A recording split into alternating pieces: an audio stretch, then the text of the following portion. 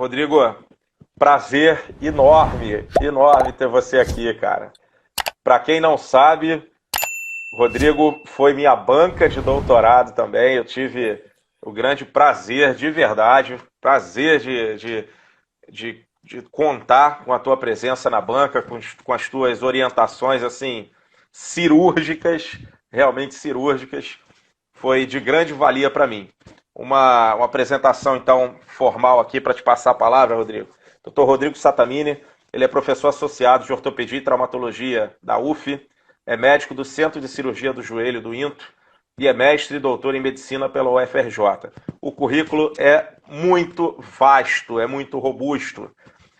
Ele atua tanto, o Rodriguinho atua tanto na parte clínica, é um excepcional cirurgião, a gente sabe disso, e também atua na área acadêmica, tanto na parte de ensino quanto na parte de pesquisa. E é um cara muito querido, você sabe que é muito querido no meio, né, Rodrigo? Tanto pela tua competência, tanto pela tua educação, a tua cordialidade. Muito obrigado mais uma vez por estar aqui, viu?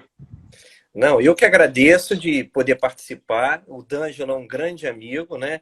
E é o que eu falo, a gente está sempre, né, se ajudando, aprendendo, né? Hoje em dia eu estou aí em encontros semanais com o D'Angelo, né? O D'Angelo mostrando todo o conhecimento dele, a expertise aí que ele tem em revisões sistemáticas, ensinando a gente. É uma troca constante. Eu acho que isso que é fundamental. A pesquisa, né, nos ajuda a fazer grandes amizades e estamos sempre se ajudando. Eu acho que isso que é Verdade, fundamental. Então, um prazer muito verdade. grande poder participar. Perfeito, muito obrigado. Você já está recebendo aí grandes elogios, inclusive de um grande cara também, viu? Sim, não tenha Grande, dúvida. grande cirurgião e grande pessoa também. Professor da É, UFRJ, é, grande da amigo. melhor qualidade, pô. Tem o Toscano também, um outro amigo aí de infância que eu vi que entrou. É bom, excelente. Tá vendo? Obrigado pela presença de vocês. Márcio já esteve aqui, inclusive. Obrigado, Márcio. Márcio é um parceiro também. Fera. Muito obrigado. Muito obrigado. Rodriguinho, a família tá bem? Todos bem? Tudo bem, graças a Deus. Tudo perfeito. Maravilha, maravilha. Bom, a gente vai falar então sobre as complicações, né, após cirurgias de joelho. Você é um especialista nesse segmento, em especial nesse segmento. Então eu vou começar já a pergunta, Rodrigo. Já primeiro te dizendo o seguinte: você como professor, você certamente você tem um excelente manejo sobre o que eu vou sinalizar, mas aqui a gente tem, acompanhando a live, tanto agora quanto depois dela publicada, um público assim muito variado, tá? A gente tem desde do pessoal bem jovem, graduando inclusive, até, como você viu, gente realmente de tirar o chapéu, né? Então, não hesite em fazer as devidas explicações sobre termos, não hesite, porque eu tenho certeza que vai ser de grande valia, tá? Eu vou começar já fazendo uma pergunta para você sobre algo que é sempre uma preocupação para o pós-operatório em relação a complicações, que se chama artrofibrose. Então, a minha pergunta é: o que é uma artrofibrose? Primeiramente, para você falar um pouquinho mais dessa condição. Então, o que é artrofibrose? É uma fibrose da articulação, né? Primeiro, o que a gente tem que ter em mente aí? Vamos citar, por exemplo, um pós-operatório de uma artroplastia total do joelho, né? A gente tem que ter em mente que você tem várias causas de essa artrofibrose, né? Como a gente está falando de complicação, o que a gente tem que ter em mente também? Um quadro clínico frequente, né, na maioria das complicações pós-operatórias, é a dor, né? Que é um sintoma subjetivo e que cada um tem o seu limiar de dor. Por mais que a gente avalie através de escala visual analógica, né, aquelas escalas, como aqui o público é um público muito, né, tem colegas da área que não são da saúde, né? Tem pacientes, então você bem, digamos assim, Uhum. bem informativo. Você tem escalas, né? A escala visual analógica, que ela vai de 0 a 10, onde 0 você não tem dor nenhuma e 10 você tem o quadro álgico mais exacerbado. E 5 seria ali o meio termo. Então, a dor é um sintoma subjetivo, que a gente acaba, né? E tem pacientes que têm um quadro álgico mais elevado. Por exemplo, no parto, você tem mulheres que não têm quadro álgico quase nenhum e outras, né, um quadro álgico. Então, cada um tem seu limiar de dor. E quando a gente vai realizar essa cirurgia, hoje em dia já tem trabalhos, né, por exemplo, já pensando nessa história do risco da artrofibrose, dessa limitação de arco de movimento, já até utilizar medicamentos antes da cirurgia, né, que a gente chama essa abordagem preventiva, né? Então, o que é fundamental? Pós-operatório, um bom controle analgésico, isso é fundamental, né? Porque você tem aquela agressão cirúrgica, né? Para uma prótese de joelho, você vai cortar, fazer um acesso na pele, musculatura, os cortes ósseos, colocar um implante. Então, você tem agressão cirúrgica. Em razão disso, esse pós-operatório, essa anestesia, né? Você pode utilizar bloqueios de periféricos e uma medicação analgésica potente nesse pós-operatório. Já vai ajudar muito a reabilitação. E um outro ponto importante, né? Nós temos a gente deve lembrar que é uma equipe multidisciplinar. A cirurgia é uma das etapas. A gente tem que o quê? Ter a fisioterapia, né, junto com a gente, o clínico controlando bem esse manejo do pós-operatório. Então, você tem causas, né, do paciente, às vezes um limiar de dor que você acaba, às vezes, reconhecendo na hora.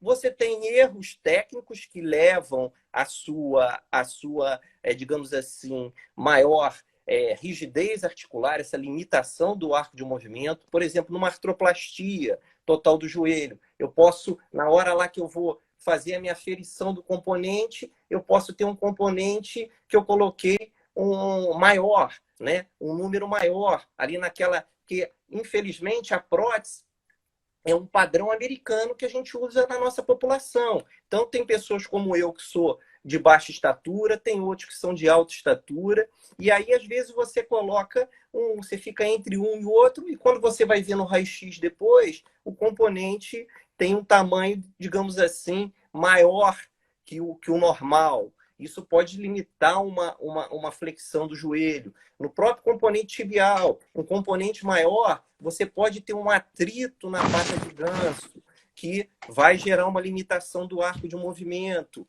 Comorbidades, a diabetes, por exemplo, você pode ter uma chance maior de ter uma maior rigidez articular.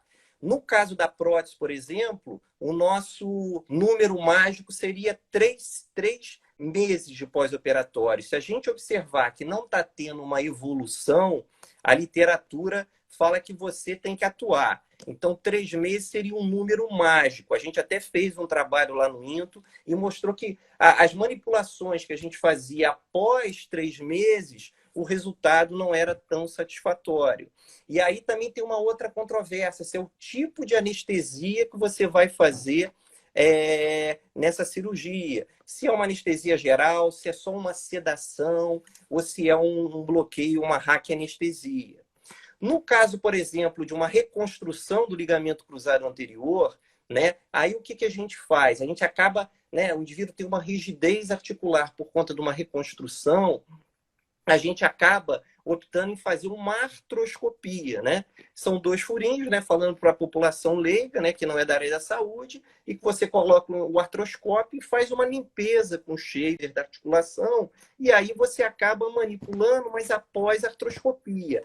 Na prótese, por que a gente não faz artroscopia? Porque é difícil de você visualizar um joelho com prótese. Dá para ser feito? Dá. Mas a gente não faz com frequência. Você tem um polietileno ali te atrapalhando, né? Então, em razão disso, o que a gente pensa aí. É fundamental a gente fazer esse diagnóstico, é fundamental a gente ter essa equipe multidisciplinar trabalhando em conjunto, O cirurgião é importante porque participou da etapa cirúrgica, mas a reabilitação é tão importante quanto a cirurgia. Não adianta nada ter uma radiografia maravilhosa se você não reabilitou esse paciente, né? Então é fundamental. Lá no INTO, né, o D'Angelo sabe muito bem, a gente tem as nossas cartilhas que a gente orienta para o paciente. Então, isso é fundamental um médico já fazer uma orientação, porque às vezes ele tem um período entre, né, o pós-operatório, a alta e o início da fisioterapia. Então, a gente orienta, que é fundamental. A gente não pode perder tempo nessa reabilitação.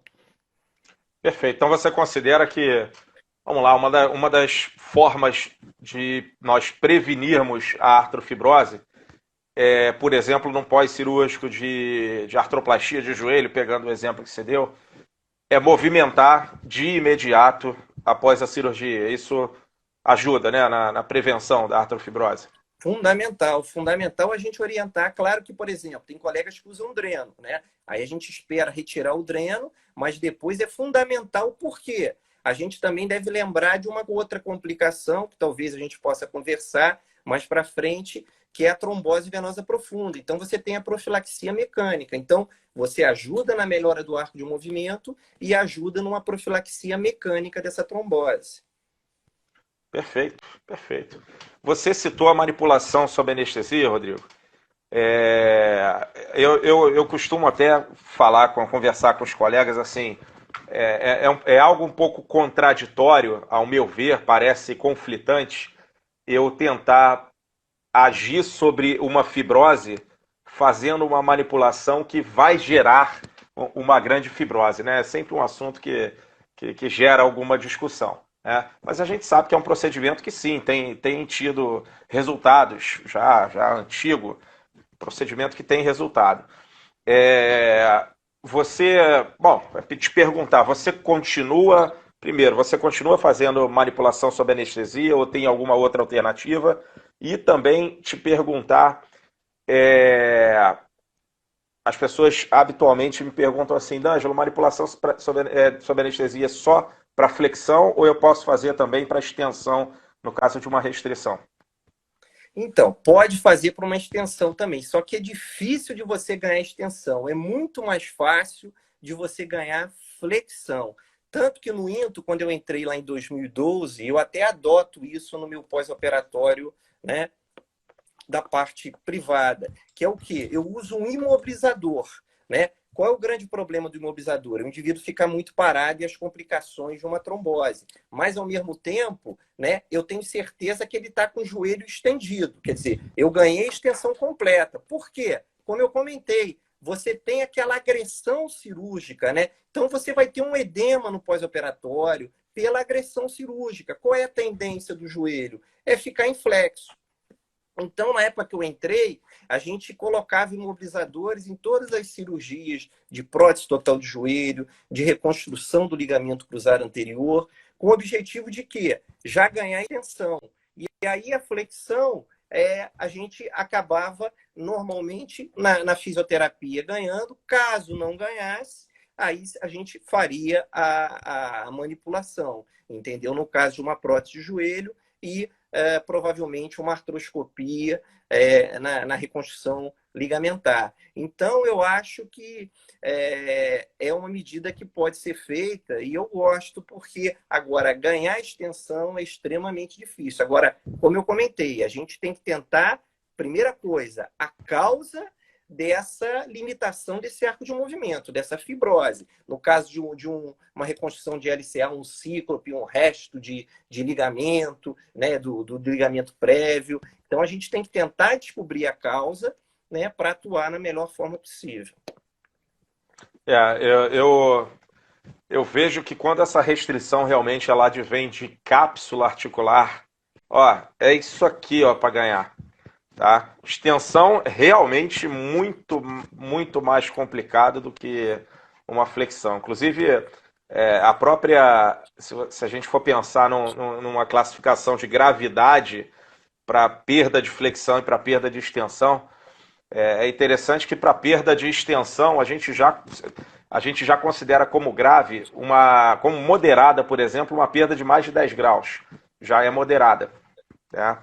Para flexão, você tiver lá pelos 70, aí tem consenso falando disso, né? De 70 a 90 graus é que chega na moderada. E mais, você perder 5 graus na extensão já é suficiente para claudicar, né? Na flexão tem uma gordurinha aí ainda para queimar. Se o cidadão perder algum grau de flexão, isso pode ser 10, 20 graus. Tá? Claro que não é desejável, mas caso ele perca, realmente não vai ser catastrófico para a vida dele, para as atividades de vida diária. Né? Não é tão ruim, realmente. Né? Maravilha, maravilha. Como é que você. Eu converso muito com os meus colegas, Rodrigo, sobre a importância não somente da gente conhecer quais são as complicações, mas porque, por exemplo, eu abri aqui falando de uma série de complicações, é uma lista praticamente sem fim que a gente pode colocar de complicações clínicas, ortopédicas, enfim. Algumas mais prevalentes, outras menos. Mas muito mais importante do que isso é o reconhecimento dessas condições. Tá? Principalmente, creio eu, pelo fisioterapeuta, para que ele consiga encaminhar de imediato o paciente para vocês de volta. Tá? Obviamente porque a gente está mais perto do paciente por mais tempo do que o médico. Então eu considero fundamental que o fisioterapeuta reconheça, não somente saiba quais são, mas realmente reconheça essas complicações. Tá? Então, por exemplo, seguindo aí com o exemplo da prótese de joelho, como é que eu reconheço, por exemplo, um afrouxamento da prótese, ou mesmo, vamos pensar até numa fixação de uma fratura, um dispositivo qualquer de fixação interna, como é que eu reconheço o deslocamento dele, o afrouxamento, que sinais e sintomas podem aparecer para mim lá no consultório, por exemplo? Tá. Então, primeira coisa que a gente tem que ter em mente, quando a gente faz uma artroplastia total do joelho, um afrouxamento da prótese, quer dizer, uma soltura precoce que a gente comenta, a gente deve estar atento à infecção. A gente tem que provar que essa prótese não está infectada. Né? Então, como é que a gente avalia a soltura de uma prótese e depois pensando no material de síntese, no osteossíntese com placa e parafuso? Seria através do exame de imagem, né? Uma radiografia, o exame clínico, claro, é o que eu comentei, é uma equipe multidisciplinar, né? O paciente vai lá, consultas, né, com intervalos de tempo, o fisioterapeuta, na verdade, está no dia a dia ali com ele, né? Dependendo do intervalo, pode ser até todo dia ou 2, 3 vezes na semana. Então, claro que ele está acompanhando muito mais, digamos assim, de perto esse paciente quando comparamos ao colega médico. Porém, o que a gente observa? É a amplitude de movimento, ver se há uma maior, né? Se há uma maior instabilidade, né? O indivíduo está lá, né? Fazendo uma flexo-extensão. E se ocorre uma certa instabilidade, né? A gente tem que pensar num afrouxamento da prótese. A causa mais comum de forma precoce seria a infecção, né? Então, no exame clínico, você vai observar uma instabilidade, ou no varo e valgo, ou no deslocamento anterior e posterior. E no exame de imagem, a gente tem o primeiro exame pós-operatório imediato, que a gente sempre faz uma radiografia, no caso de uma prótese, de uma osteossíntese com placa e parafuso, né? E, na sequência, esses exames sequenciais, que a gente começa a observar o quê? Aquela lise, o espaço entre o implante e o osso ali, né? Se você começar a observar um aumento daquele espaço, você provavelmente vai ter uma soltura dessa prótese, né? Ah, não estou identificando direito, quero estudar melhor. Então, eu fiz uma radiografia, não estou identificando bem, eu posso solicitar uma tomografia computadorizada, que ela vai me dar uma informação importante a nível dessa prótese. Se está havendo também uma soltura, se há algum desvio rotacional. Então, a gente acaba tendo uma informação. No caso de osteossíntese com placa e parafuso, você vai começar a observar, né, uma soltura daquele parafuso, um aumento de espaço entre a placa e o osso, Também, se eu não estou identificando direito, eu posso pedir uma tomografia computadorizada, porque a grande vantagem, o que é a tomografia, como tem uma população leiga? É sequências de raio-x no computador. E aí você pode fazer uma reconstrução tridimensional. Você pode avaliar, né, de uma maneira mais adequada. Radiografia, normalmente a gente pede em dois planos, normalmente AP e perfil ou AP e oblíquo, né? AP incidência antero-posterior. Então, com exame de imagem associado ao exame clínico, se você observar uma maior translação anterior, posterior, ou de varo e valgo, você provavelmente está diante aí de uma soltura do implante, né? Lembrando isso, que uma soltura precoce a gente tem que ficar atento em pensar numa infecção. Você tem que descartar uma infecção. Perfeito, perfeito. Sim, já tive casos no consultório, por exemplo, de pacientes, por exemplo, que vinham progredindo bem e de uma hora para outra realmente pararam de progredir, perderam, por exemplo, parte da amplitude de movimento de maneira súbita. Isso foi um sinal de alerta realmente encaminhado para o cirurgião e foi visto uma soltura realmente da prótese. É importante destacar isso realmente, essas pequenas características para o fisioterapeuta identificar e de imediato encaminhar para o médico. Como você muito bem falou, Rodrigo, muitas vezes a causa pode ser uma infecção e a gente sabe que quanto mais cedo ela for tratada, melhor. Perfeito, isso é fundamental. As pessoas têm que ficar muito atentas realmente a isso. Perfeito.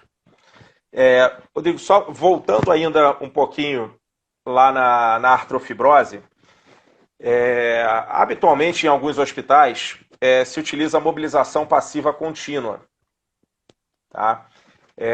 A gente sabe, por exemplo, a ciência tem mostrado para a gente que, como rotina, os desfechos não têm sido modificados.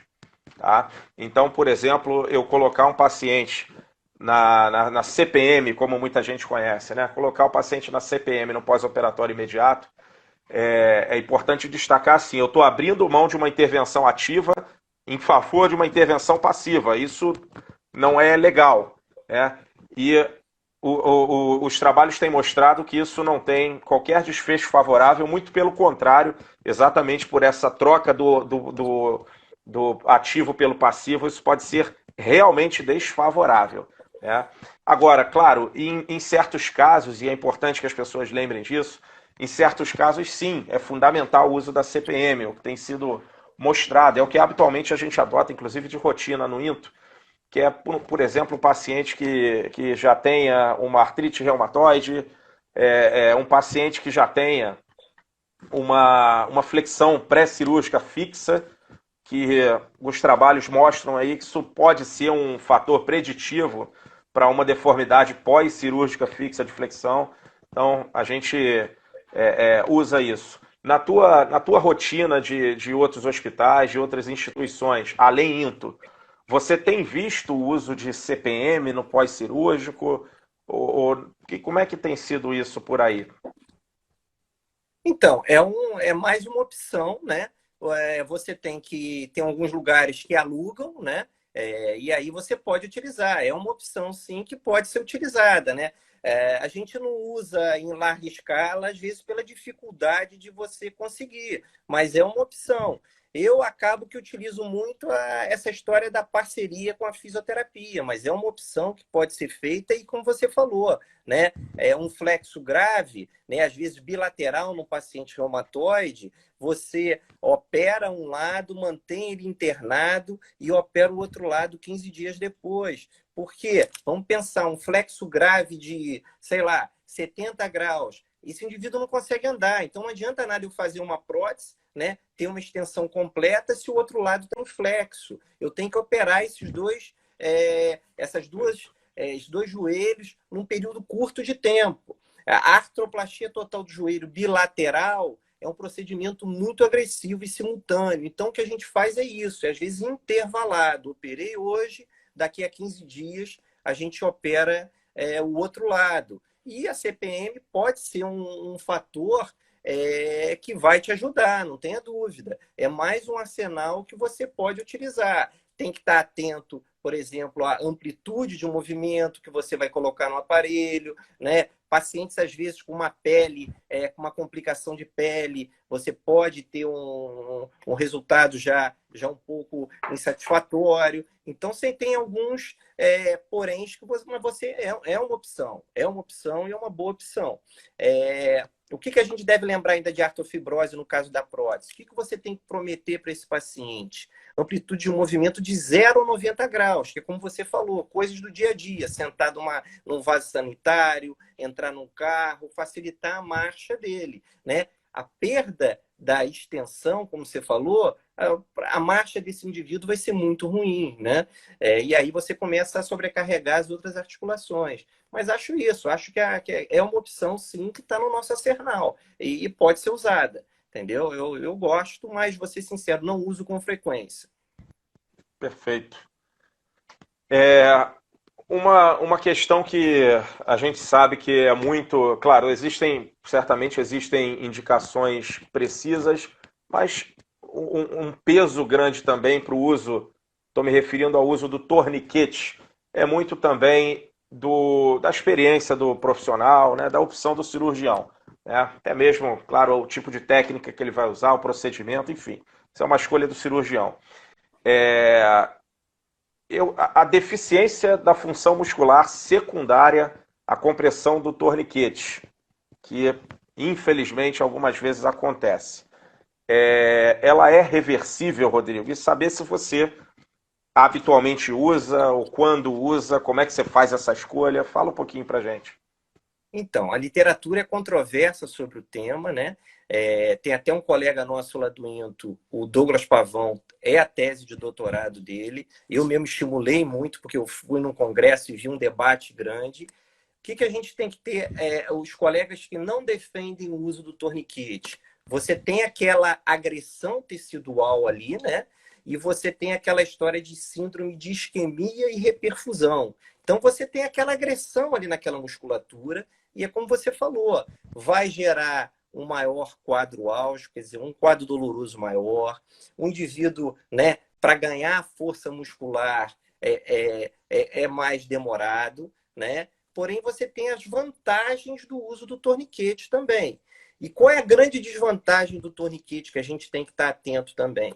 Num joelho, normalmente, por exemplo, é recomendado que você use de 100 a 120 milímetros de mercúrio acima da pressão sistólica. Mas você tem, né, isso eu estou falando do manguito pneumático ou torniquete, mas, por exemplo, você tem faixas de Smart, que são aquelas faixas que a gente vai enrolando e comprime lá a raiz da coxa. Qual é o grande problema? Você não controla essa pressão. E, às vezes, o indivíduo, pelo uso do torniquete, ele pode ter uma lesão nervosa, por exemplo. Pode ter, no caso ali do membro inferior, o pé caído por uma lesão do fibular, né? Então, você tem esse lado, digamos assim, negativo do uso do torniquete. E o lado positivo do uso do torniquete? Os estudos mostram que é uma cirurgia mais rápida, por quê? Você tem ali aquela isquemia da região, então não é uma região que diminui o sangramento no ato operatório, né? Então, em razão disso, você acaba vendo as estruturas melhores. Você, com isso, também você diminui o risco de transmissão de doença, né? Por mais que a gente use máscara, óculos, você pode ter um sangue desse na hora lá que você vai, né, implantar uma prótese e tem um risco de uma transmissão de doença, como HIV e etc. Então, o uso do torniquete tem esse fator também, entendeu? Positivo. Mas, claro que é controverso na literatura, não há consenso, entendeu? Tem colegas estudos que mostram que depois da soltura do torniquete, você acaba tendo um sangramento maior, né? Então, é um tema que não há ainda um consenso, acaba sendo o gosto do cirurgião. Eu gosto de usar torniquete, mas tem diversos colegas que não usam, né? Mas eu me sinto muito mais confortável, acho que avalio melhor aquilo que a gente comentou de tamanho da prótese, para ver onde, né, o osso se encontra ali com com a prótese, se tem alguma sobra medial ou lateral ou antero-posterior. Eu acho que, no meu modo de ver, eu gosto de usar. Sempre, como eu falei, a pressão acima de 100 a 125, quer dizer, senão você tem, e você normalmente a gente utiliza 1h30, no máximo 2 horas, tá? Porém, há controvérsia na literatura, não é um tema fechado, né? Se eu tiver, então, essa deficiência de função secundária à compressão, ela é reversível. Ela é Vai reversível, reverter. ela é O paciente reversível. sempre fica muito preocupado, Sim, não, reverte, né? é reversível, mas, queira ou não, já vai atrapalhar esse teu pós-operatório, né? A Sem reabilitação dúvida. do colega fisioterapeuta vai ser mais trabalhosa, não tenha dúvida. Atrapalha, atrapalha mesmo, pode ter certeza. Vou pegar outra complicação agora, Rodrigo. Pseudoartrose. Explica para mim, por gentileza, o que é uma pseudoartrose e se existe alguma possibilidade de reconhecimento através de sinais e sintomas. Então, não quero saber de imagem, não. Eu estou lá no consultório. Tem como eu reconhecer que tem uma pseudoartrose ali se formando após uma cirurgia de fixação interna, por exemplo, de membro inferior, ou é só pela imagem mesmo, não tem jeito? O que você me diz? Então, pseudoartrose, ela o que significa? Pseudo é falso e artrose é articulação. Então, seria uma falsa articulação, né? Vamos lembrar, articulação você tem o quê? Mobilidade, né? E o que significa, então, a pseudoartrose? Não ocorreu a consolidação, né? Não ocorreu essa consolidação. A gente deve lembrar, se eu tenho uma fratura, né? Em média, para uma fratura de punho, vai consolidar ali entre 4 a 6 semanas, 8 semanas, né? A pseudartrose é o quê? Não ocorreu essa consolidação. Tem autores que falam em 6 meses, outro em 9 meses. Também não há um consenso sobre o tempo certo. Então, como é que é o quadro clínico dessa pseudoartrose? E aí depois a gente tem que entrar num tema de estabilidade absoluta e relativa para falar de pseudoartrose. Quadro clínico é o quê? O indivíduo vai ter uma mobilidade no foco de fratura, então aí o colega fisioterapeuta ou o colega lá ortopedista vão poder examinar e observar que há uma mobilidade no foco da fratura, pode ter dor, né? Pode ter edema, né? Mas aí é importante, quando a gente fala de pseudoartrose, a gente falar de estabilidade absoluta e relativa. Por quê? Por exemplo, eu tenho uma fratura de um terço médio da tíbia com traço oblíquo, por exemplo. Coloquei um parafuso interfragmentário, dando compressão, e uma placa. Eu estou fazendo ali uma redução anatômica, uma estabilidade absoluta, não vai haver a formação do calo ósseo, entendeu? Então é importante a gente entender. E você tem uma estabilidade relativa. Eu, por exemplo, tenho uma fratura também, e aí já tem um fragmento ou mais cominutivo, ou um fragmento em asa de borboleta, que eu coloco uma haste intramedular, faço um bloqueio proximal e um bloqueio distal, e o objetivo qual é? Ter micromovimentos ali para você ter a formação do calo ósseo. Então, quer dizer, a estabilidade absoluta, eu não vou ter calo ósseo, né, porque ela vai ter uma compressão no foco ali, e a estabilidade relativa, eu quero a formação desse calo ósseo. Então, isso é importante para a gente, para no exame de imagem, a gente tentar entender, opa, o colega colocou uma placa, né, um parafuso interfragmentário dando compressão, um parafuso interfragmentário dando compressão, uma placa, então eu não vou ter formação de calo nessa radiografia. E já numa haste intramedular eu vou ter a formação do calo. Então, é o primeiro.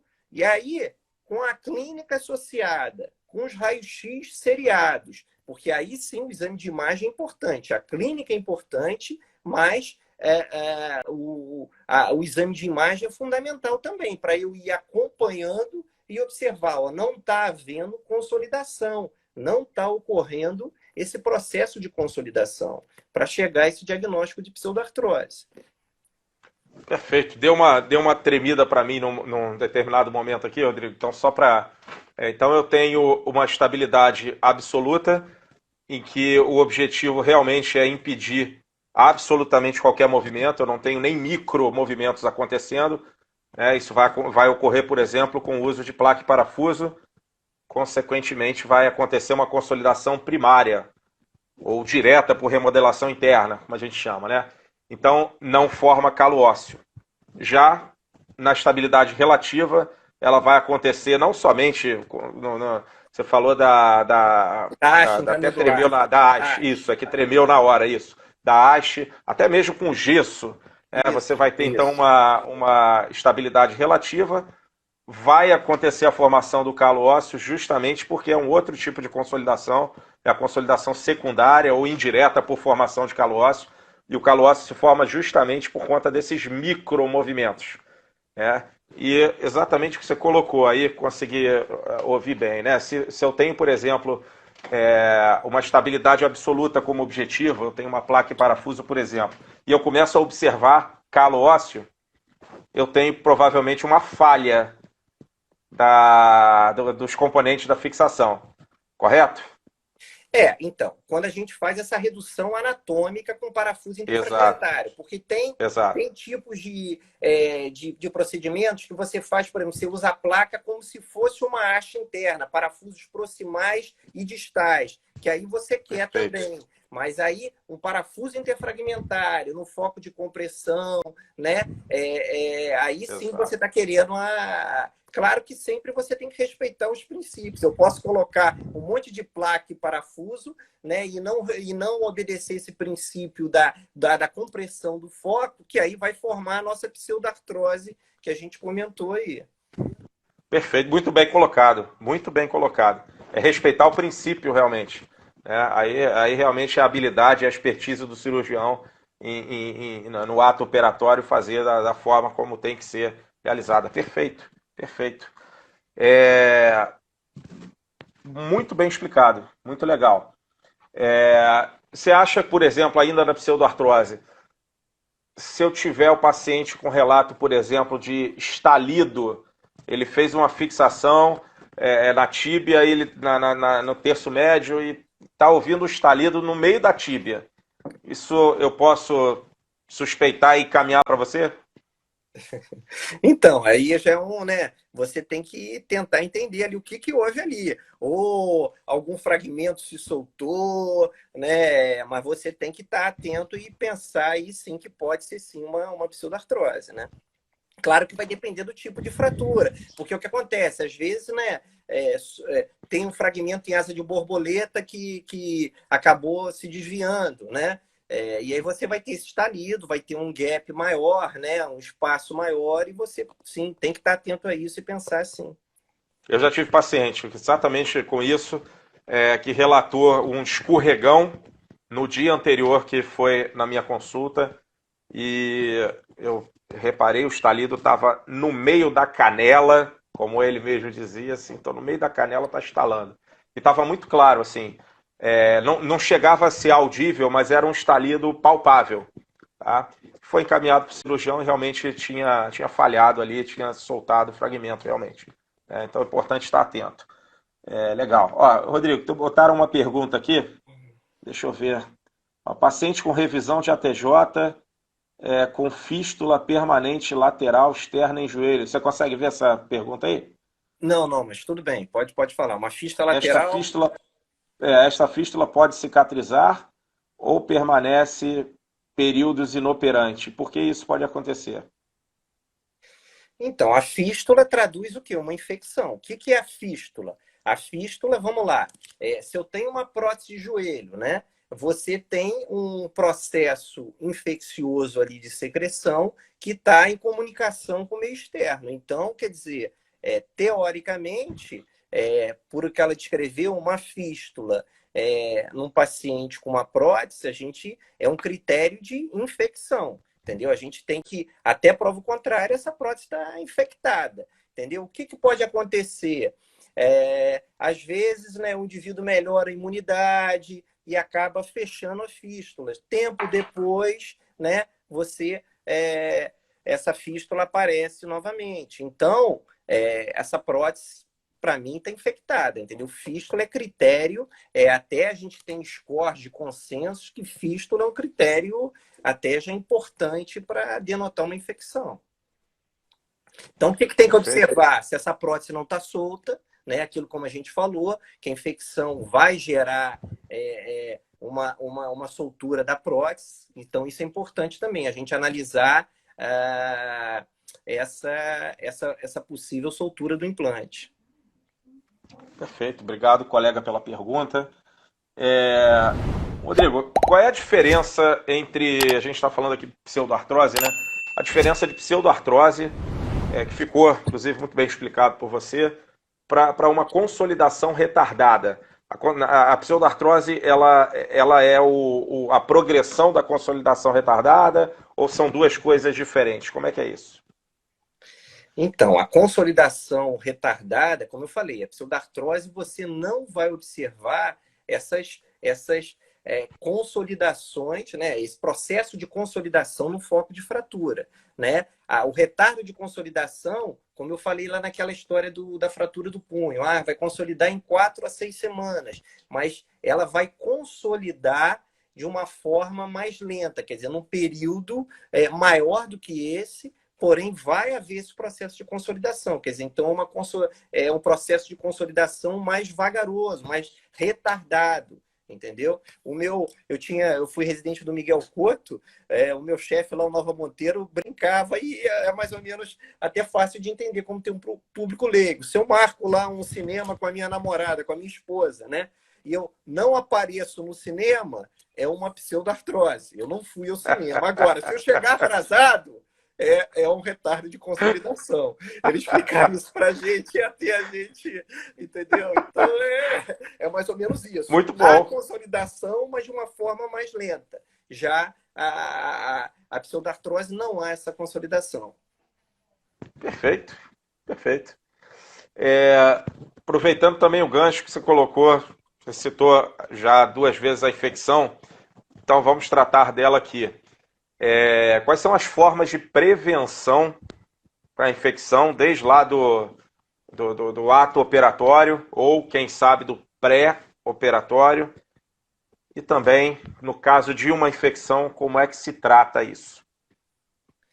Então, no pré-operatório você tem fatores de risco, por exemplo, uma comorbidade, a diabetes, um indivíduo com uma glicose alterada. Você controlando essa glicose, você diminui a chance de infecção. Então, quer dizer, você melhorando esse paciente clinicamente, você vai ter um cenário melhor aí, com menor risco de infecção. No centro cirúrgico propriamente dito, você tem inúmeros fatores que você pode ter um processo infeccioso.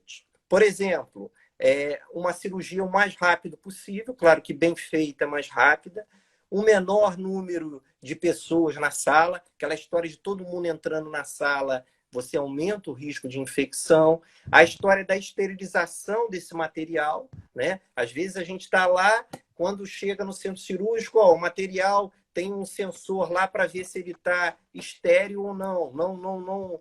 Esse sensor não virou, quer dizer, não mostrou que ele está estéril. Você não pode operar esse paciente. Então, a esterilização do material, o ar-condicionado, né? Porque uma cirurgia quente, o cirurgião vai acabar suando, pingando na ferida. Então, você tem esse risco. Quer dizer, você tem vários fatores, né? O próprio paciente, a tricotomia, a gente normalmente faz, né? Que é você raspar os pelos, você faz no centro cirúrgico, porque às vezes o paciente faz uma cicatriz ali e pode ser uma porta de entrada, uma ferida para uma infecção, né? Então você tem vários fatores, tem medidas às vezes de usar medicamentos nasais, né? A mupirocina, com o objetivo de diminuir a infecção. Você pode, por exemplo, numa prótese, associar cimento associado ao antibiótico para diminuir a infecção, no caso de um paciente reumatoide,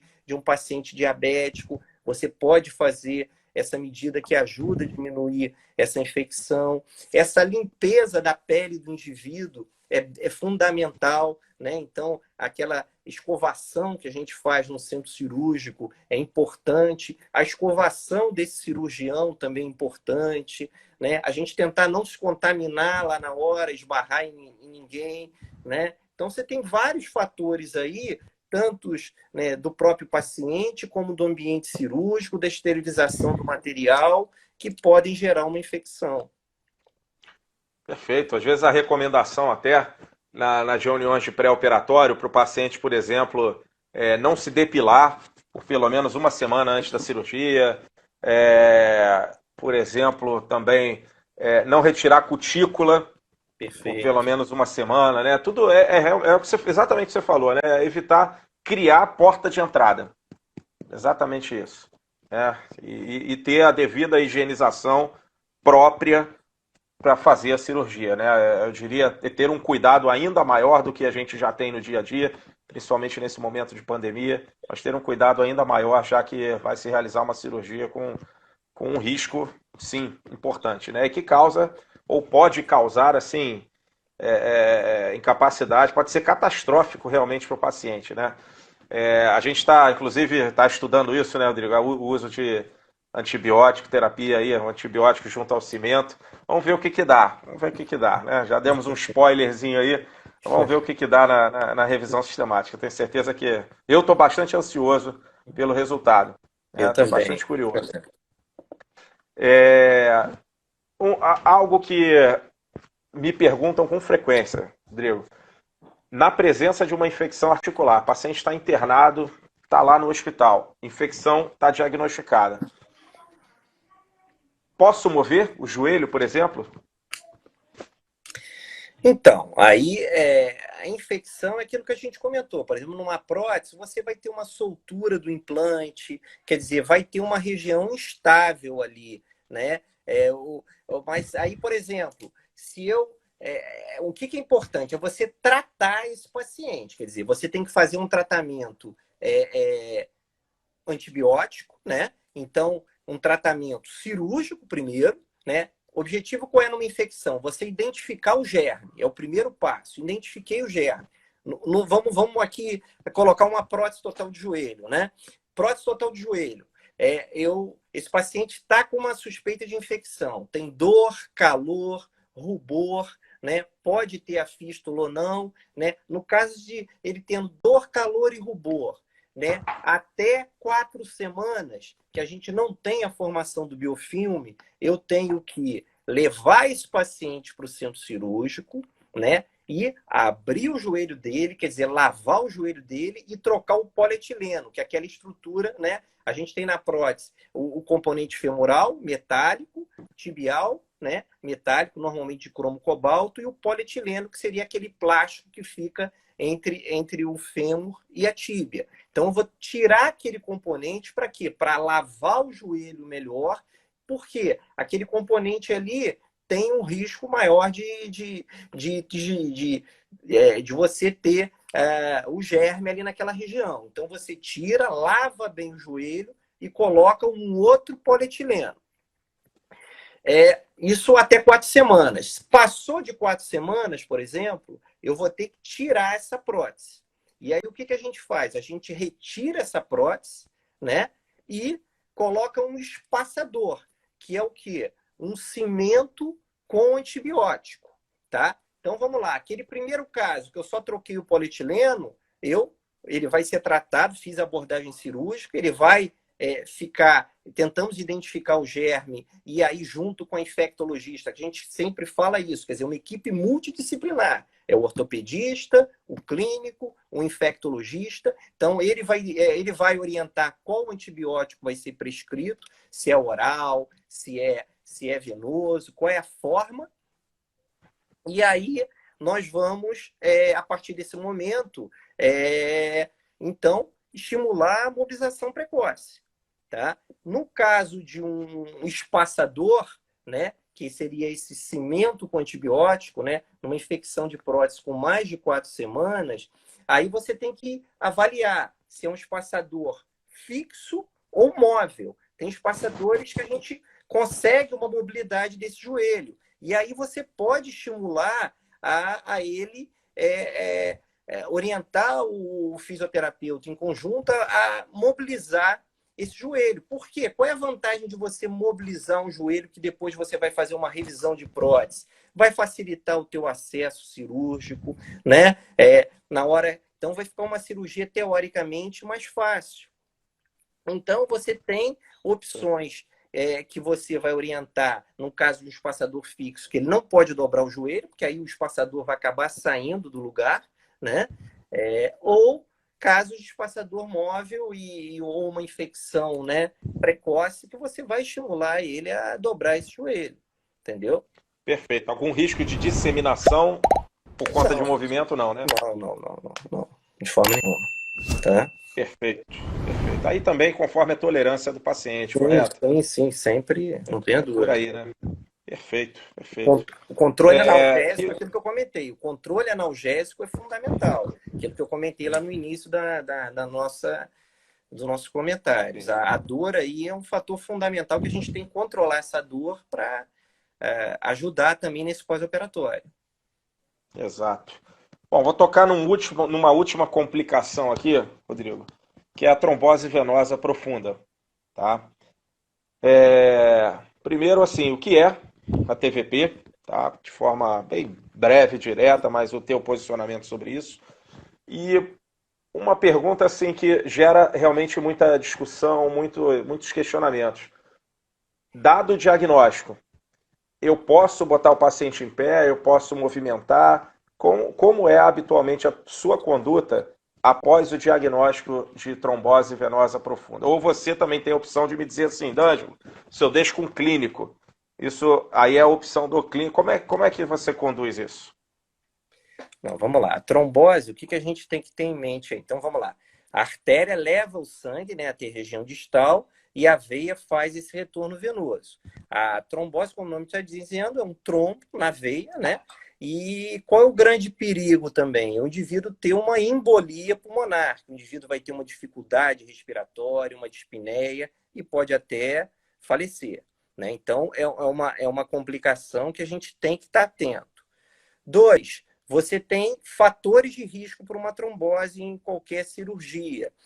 A idade, quer dizer, o paciente idoso tem maior fator de risco. Por exemplo, obesidade. Cirurgias do membro inferior. Por quê? Cirurgia do membro inferior, o indivíduo fica mais, né, imóvel, né? Ele não vai se mexer tanto, né?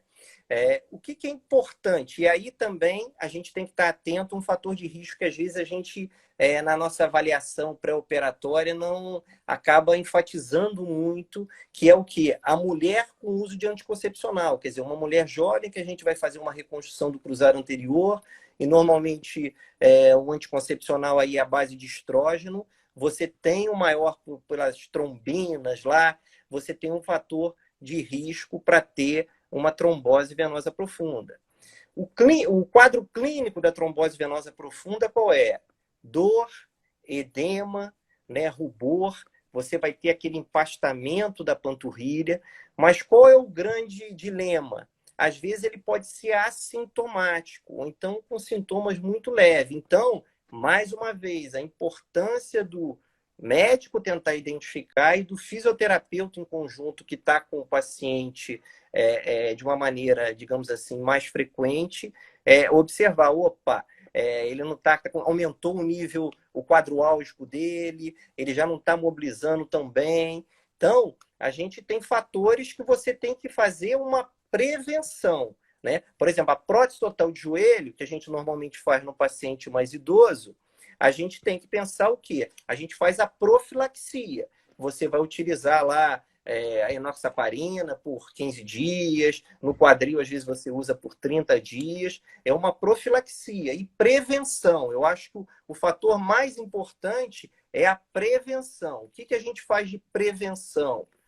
Uma mobilização ativa e passiva, né? Você faz uso de meia elástica, você faz elevação do membro inferior, né? Isso são, então, profilaxias mecânicas associadas à profilaxia medicamentosa. E você pode ter também aparelhos, você falou da CPM, você tem aparelhos que a gente chama de compressão pneumática intermitente, que ele vai gerando ali uma compressão para facilitar esse retorno venoso. Então, eu acho que a profilaxia que é o grande dilema que a gente tem que estar atento e fazer nesse paciente para estimular, né, a essa mobilização e evitar o risco de uma trombose e a complicação, né, que é a embolia pulmonar. Entendeu? Perfeito. Realmente, os trabalhos, Rodrigo, têm mostrado que a profilaxia medicamentosa, em comparação com a medicamentosa mais a mecânica, essa combinação ela tem tido um tamanho de efeito maior do que o uso só da medicamentosa. Realmente, na possibilidade de uso, como você falou, de uma compressão mecânica, é sempre mais interessante, né? Tendo disponibilidade na instituição, é sempre interessante. E eu posso colocar esse cara de pé?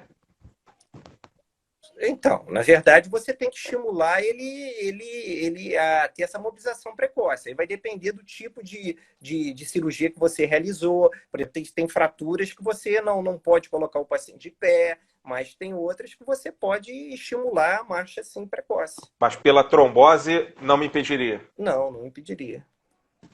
Perfeito. É que é sempre algo que eu sei que o fisioterapeuta teme muito, da possibilidade de uma embolia pulmonar. Realmente pode ser catastrófico para o paciente, pode ser óbito. E o fisioterapeuta sempre fica muito receoso, e essas orientações são sempre importantes. Mas eu acho que aquela, assim, fundamental pergunte ao clínico ou pergunte ao cirurgião. Essa eu acho que é a fundamental. Tá na dúvida? Pergunta. Ou mesmo que não esteja, pergunta também.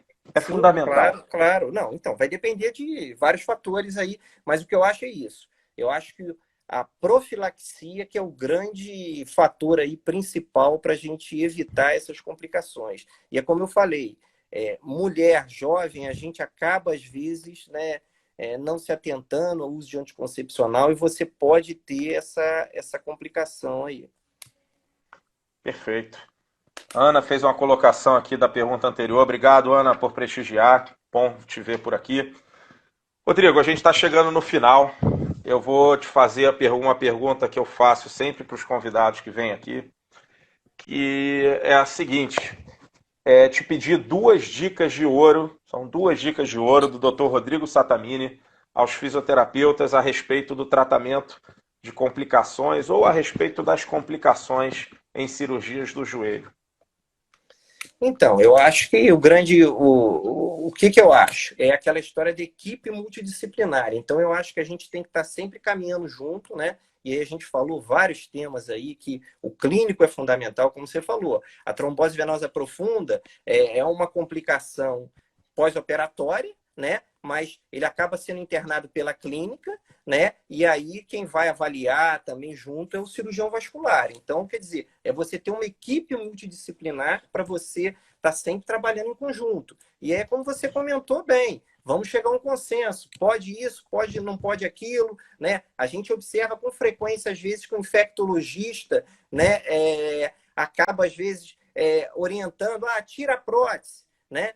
Porém, a gente sabe a dificuldade de retirar um implante, de risco de necrose de pele. Então, a gente tem que trabalhar em conjunto e tentar fazer um tratamento individualizado, né, para esse paciente, claro, com embasamento científico, né, mas individualizado porque um paciente é diferente do outro, né? Agora, como dica, eu acho que é isso, a gente estar sempre conversando com um ortopedista, sempre passando, esse paciente está evoluindo muito bem. Quando vai tudo bem, é mil maravilhas, né? Porém, quando há uma complicação, então se o colega lá fisioterapeuta que está todo dia lá com ele, ou 3 vezes na semana, olha, ele houve aqui uma piora, quem sabe, vamos, será que não vale a pena você rever, entendeu? Ver o exame de imagem também, né? Eu sempre peço para o paciente, ó, mostra a ressonância para o fisioterapeuta, mostra para o preparador físico. Se a gente for falar de um atleta, tem o gesto esportivo, né? Que aí o preparador físico depois vai trabalhar com esse paciente. Então, eu acho que é isso, quer dizer, a gente trabalhar em conjunto. Eu acho que a dica principal aí para o resultado, que o objetivo aí é a melhora desse paciente. Maravilha. Rodrigo, ó, aula, você deu uma aula aqui hoje pra gente, viu? Você é veia de professor mesmo, cara. Você é muito didático, você é muito cuidadoso.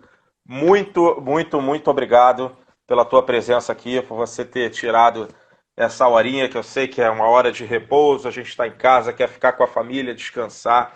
Obrigado por você ter tirado esse tempinho para conversar com a gente, falar da tua expertise, trocar informação aqui.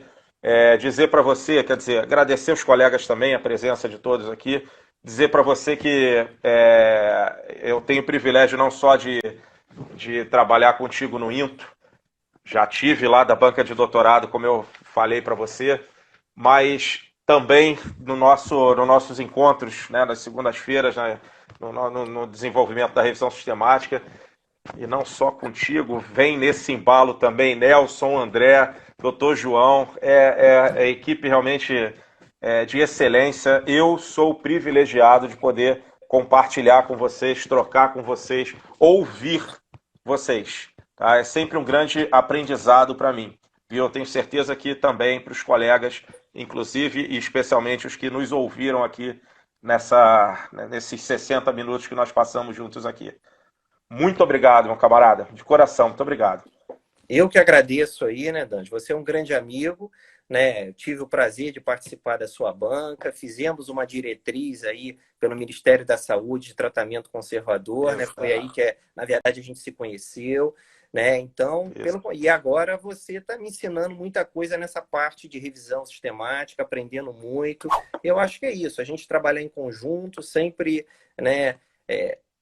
Atento, né, para o melhor do paciente, fazendo pesquisa, que é a forma da gente, né, poder contribuir com a ciência. Tá? Grande abraço. Exato. E agradeço aí aos colegas que assistiram aí. Muito obrigado. Obrigado, camarada. Obrigado a todos. Fiquem com Deus. Fica com Deus, Rodriguinho. Saúde para a família. A gente se vê. Aí. Grande abraço.